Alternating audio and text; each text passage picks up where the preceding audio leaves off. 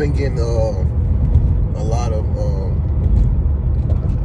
advice, should I say, from different people, and they always tell me, Nikos, bro, you need to use Facebook as a platform so you can speak to the youth and you can speak to people that's still in the streets. So I think I've been really procrastinating long enough, and I really do believe that it's my time to speak. So starting today, I don't know if I'm gonna do it every day or I'm gonna do it every other day, but I'm gonna give y'all a lot of motivation coming from me, maybe come from other brothers, you know, and the feedback is needed, it's necessary. If you have any comments, you have any questions that need to be answered, you have anything of that nature, I'm willing to respond fast. But for right now, I'm gonna give you an understanding of what I'm gonna call this. I'm gonna call it Man on a Mission. And the reason why it's a man on a mission is because some people don't understand the importance of transformation and transforming your life from the streets or whatever the case may be, whatever you're doing that was negative or whatever you're doing that you don't want to do anymore. It's a mind thing. And I think from my perspective only, because I've been in the streets long enough, a lot of people may not know who I am.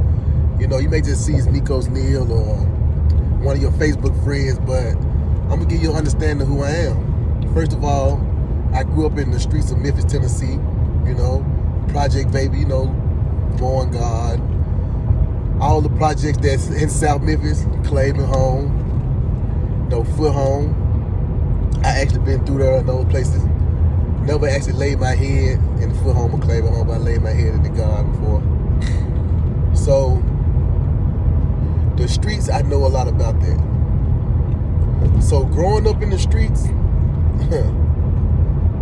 it's like dog eat dog world.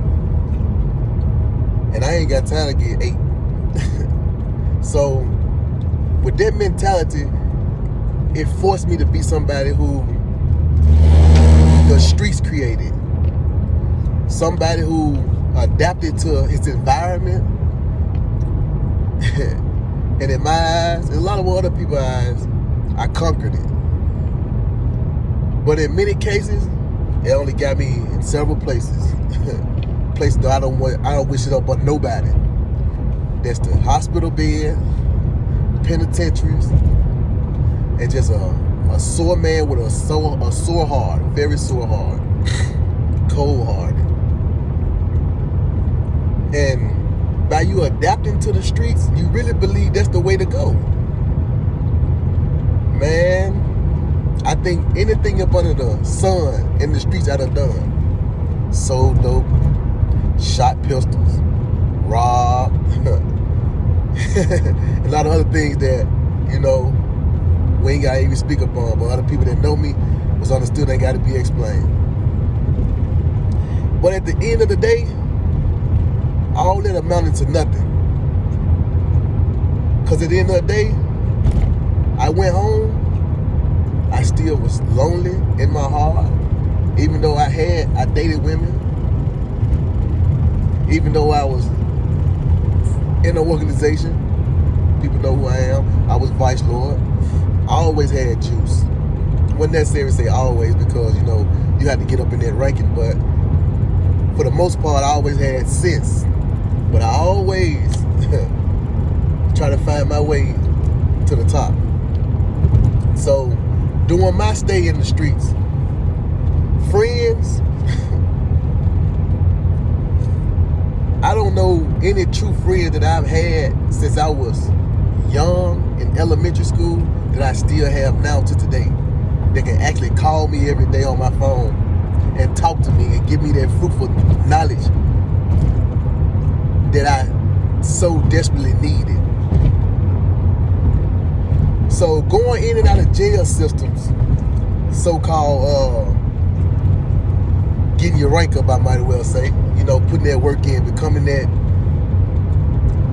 statue of the streets, I might well say, because anybody that goes in and out of jail and surviving in jail. You ain't snitching. You ain't the type of dude that get pushed over in jail. When you go to jail, you're somebody. So during my stay in jail, I always try to find ways where I was gonna outsmart the streets, so-called outsmart the streets. Get out here and, this time I'm gonna rob a little better. I'm gonna sell dope a little better. This what got me caught up.